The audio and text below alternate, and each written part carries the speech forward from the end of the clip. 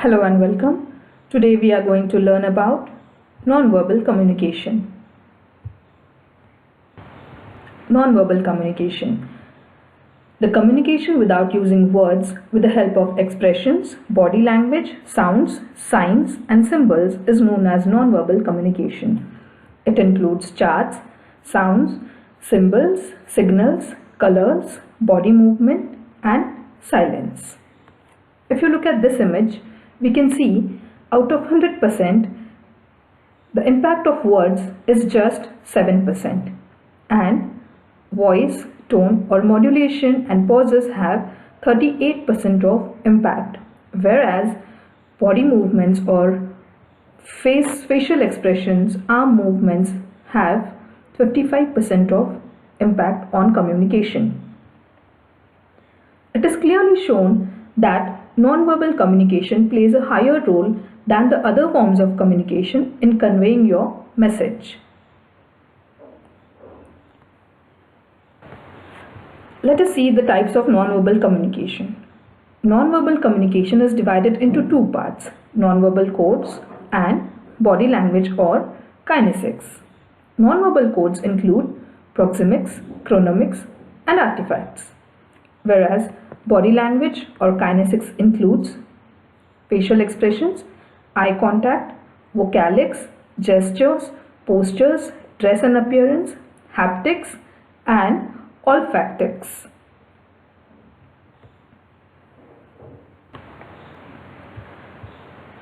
Nonverbal codes. First is Proximix. Proximix means nearness. This word is derived from the word proximity, which also means nearness. Proximix means the use of space by human beings to communicate certain message. It is related to distancing. It is defined as the use and perception of one's social and personal space, such as in sitting and spatial arrangements. In communication, there is physical distance between the speaker and the receiver, and Proximix deals with the ethics pertaining to this distance between the sender and the receiver. Sitting or standing too close to someone may make them uncomfortable. Similarly, sitting or standing too far away may communicate lack of warmth or lack of confidence. Proximix is the study of the use of the zones or territories. Dr. Albert Mehrabian, a leading proximist, has defined the following zones of Proximix: intimate zone, personal zone, social zone and public zone. The intimate zone, distance between the speaker and the listener or the sender and the receiver, should be appropriately 15 cm to 45 cm. Only special people like parents, children, spouse, close friends and relatives can enter this zone. On the other occasion, some people may briefly enter this zone for a pat on back or a handshake. If you look at this image, this is the intimate zone. This area represents intimate zone. Second, personal zone. The distance between the sender and receiver should be 45 centimeters to 120 centimeter. This is the distance kept from others during friendly interactions, social gatherings or parties. Here in this image, this is the personal zone. This area or this territory signifies the personal zone. Next, social zone, which is from 1.2 meters to 3.5 meters. This is the distance kept from strangers or persons with little acquaintance. In this zone, most of the business transactions take place. While appearing for an interview, this zone could be followed. Here in this image, this area is social zone. And the last is public zone, which is beyond 3.5 meter. This is the comfortable distance maintained while interacting or addressing to a large group of people. It could be for lectures or public speech. So here in this image again, this area is the public zone, which should be nearly about beyond 3.5 meters. In fact, the distance between the sender and receiver mainly depend on the culture and the environment in which the communication between them takes place. So this is all about Proximix. Let's move ahead. Chronomix. Chronomix refers to using of time. It is the ethics of proper use of time to be observed for non-verbal communication. The way an individual perceive and value time, structure the time and react to the time is a powerful communication tool. Time perceptions include punctuality, willingness to wait, and interactions. It deals with the effective use of time. Our use or misuse of time reflects our sincerity or insincerity. How we utilize time in our personal and professional life reflects the influence of our culture on us. One can misuse time, like not completing the project in time, not studying regularly, and delaying the submissions of assignments. Let's see an example of Chronomix. If you receive a phone call at midnight, you might consider it as important. But if the same call is received during the daytime, you take it as casually. That is about Chronomix. Moving on to artifacts. The artifacts is yet another feature which has a definite communication value. The accessories on body as well as objects convey various signals. It conveys the type of interest of a person. The accessories on the body are no doubt the clothing first, but the other accessories like ornaments, spectacles, or objects in offices or houses often convey status, interest, etc. For example, if you look at these images, in the first image you can see there's a big bookshelf over here. So we can understand that definitely this area belongs to a person who likes to read or who has a good collection of books, who's interested in books. Whereas in the second image you can see there's a sofa, swing, center table, nice painting. So by looking at the image we can see or we can identify that this is a living room or a living area. Whereas in the third image, if you see, you'll find a table, desks and chairs, a table over here, also a green board, blackboard. So by looking at this image, we can identify that this is a classroom. The types of books or magazines that are read by the people also gives an idea about their tastes, likes and dislikes. A congenial environment helps in communication. It includes elements like color, ventilation, lighting and temperature. Layout of the surroundings and space arrangements convey status and sense of aesthetics and creates an impact on communication situation. For example, in this third image, we can see the desk and the chairs are neatly arranged. This signifies the discipline that is to be maintained in the classroom.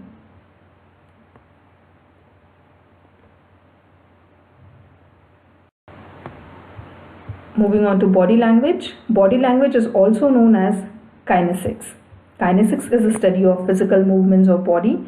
Kinesics expresses emotions through different parts of the body and their physical movements.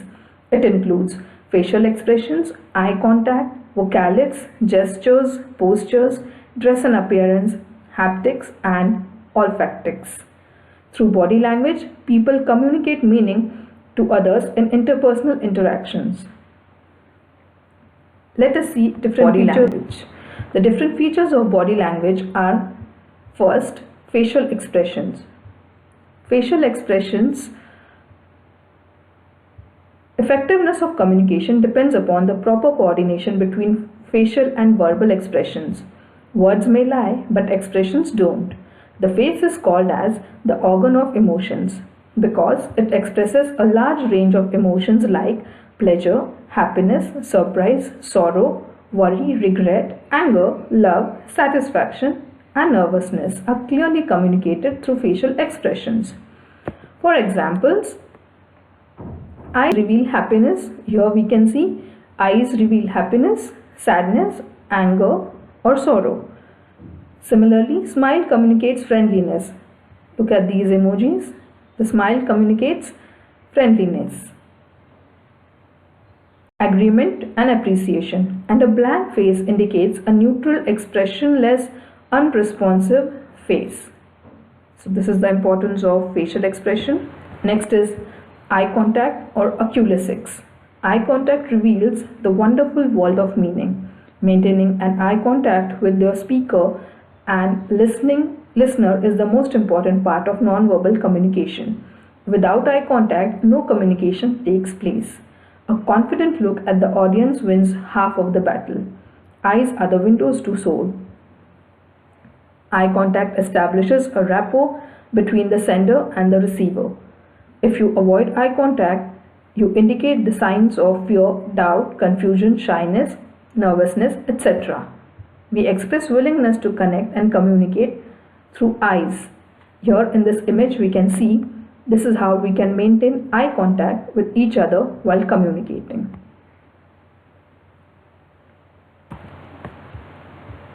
Next, Vocalics. Vocalics is also known as paralanguage. It is a study of human voice. Voice is a very powerful tool for oral communication. Vocalics refers to voice, that is sound, tone and speech. On different occasions and for different purposes, communicator uses the voice with different tone, sound and speech.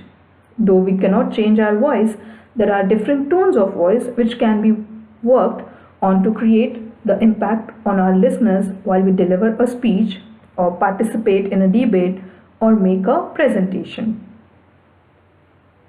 A good officer has a commanding voice. Singers usually have a sweet and soft voice. A nervous person has a shaky voice. Therefore, the style and the tone of our voice changes as per the emotions we go through. Here in this image we can see the person is telling something, announcing something, and by looking at these people's facial expressions we can identify that they are scared. He might be giving some warnings or something like that. They are scared or they are frightened. So this is about vocalics, and as they say, it is not what you say, it is the way you say it. This quote tells us about vocalics. Next is gestures. Gestures means the motion of the face, body or limbs used to reinforce something that is to be conveyed. A gesture can communicate all that the speaker feels consciously or subconsciously. They are simultaneous with the words they use to illustrate or come before them. It is advisable to use gestures appropriately so that the impact created by them is graceful and suits the occasion. The hearing and speaking impaired people mainly depend on gestures for their sign language. Few examples of gestures are waving hands indicates hello or goodbye, making fist indicates anger, locking hands behind one's back indicates arrogance, thumbs up sign shows appreciation or agreement. You can see that here in this image, thumbs up, handshake, we are pointing towards someone, poking towards someone. This is the sign of victory, high five, clapping. Here also you can see in this variety of gestures, in this image variety of gestures are given. You can see here by placing your hand below your chin, this gesture tells about that the person is thinking about something. Here the person is telling to keep quiet or shut up. So this is about gestures. Let's move on. Posture. Posture means an attitude or position of body. It refers to the way one stands, sits and walks. A good posture indicates confident attitude. For example, a person who sits, stands and walks upright commands respect and attention, whereas a dropping shoulder and a protruding stomach indicates that the speaker is discouraged. Therefore, a professional has to cultivate and maintain elegance in his or her sitting, standing and walking posture. Tips which will be useful During any formal occasion, do not droop your shoulders. Lift your feet clearly off the floor while walking. Avoid dragging them. Do not sit on the edge of the chair. It communicates unease or discomfort. Avoid crossing your legs while sitting or standing before your audience. Do not lean on the lectern. Here in this image you can see the difference between poor posture and a good posture. So we can use this image to understand how a good posture is maintained, how a balanced upright posture is maintained, as our posture has an effect on our communication. Next is dress and appearance. Appearance is the blend of clothes, hair and presentation style. A person who do not maintain himself or herself well is not likely to win the appreciation of the audience. Our choices of clothes, hairstyle, the jewelry we wear can talk a great deal about our belief, attitude, values and status. It is important to adapt our appearance according to the occasions, like dressing for formal, semi-formal and informal situations. For example, if you wear a crumpled dress for an interview, you will surely be rejected. Here you can see in this image says that you never have a second chance to make first impression. That is why dress and appearance plays an important role, and as William Shakespeare says, the apparel often proclaims the man.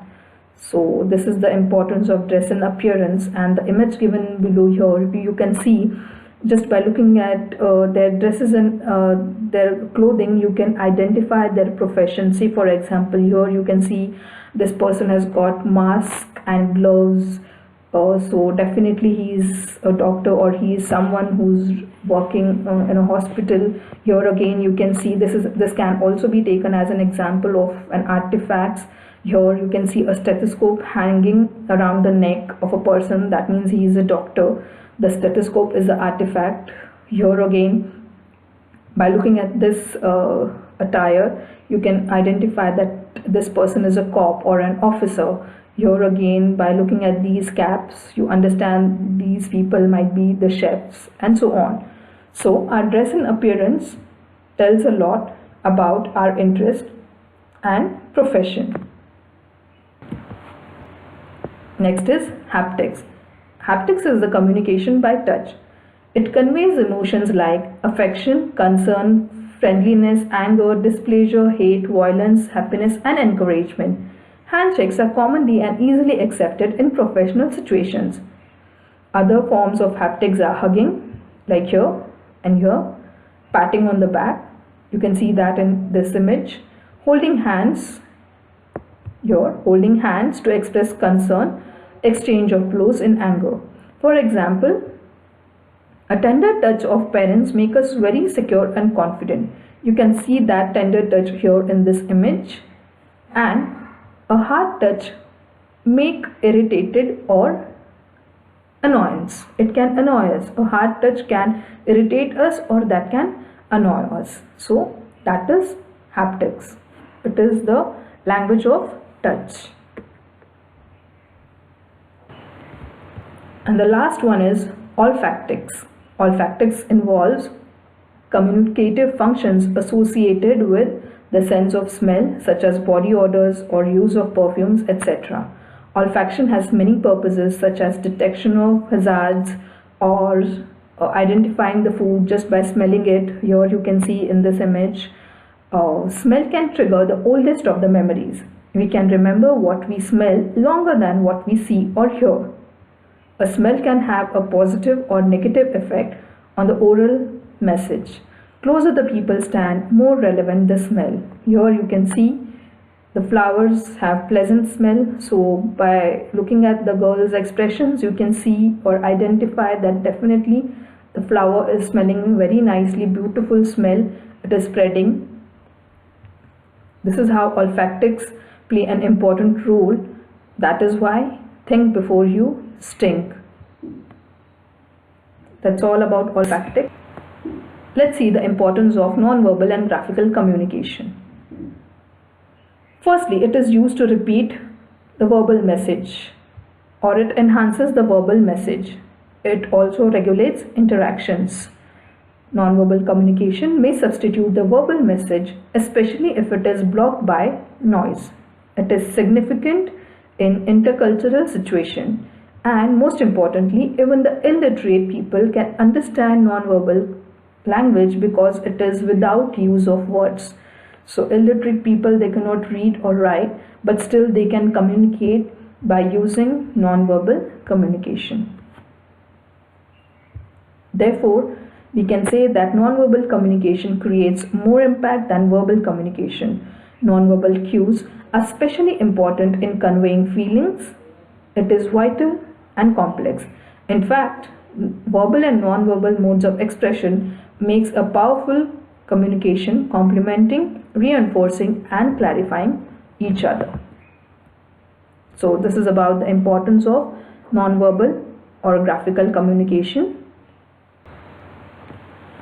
Here you can see, as we have already studied various forms like haptics, physical appearance, kinesics, special behavior, that is Proximix, facial expression, paralanguage or vocalics, oculesics, Chronomix, olfactics. So this is all about the different forms of nonverbal communication, facial expressions, haptics and so on.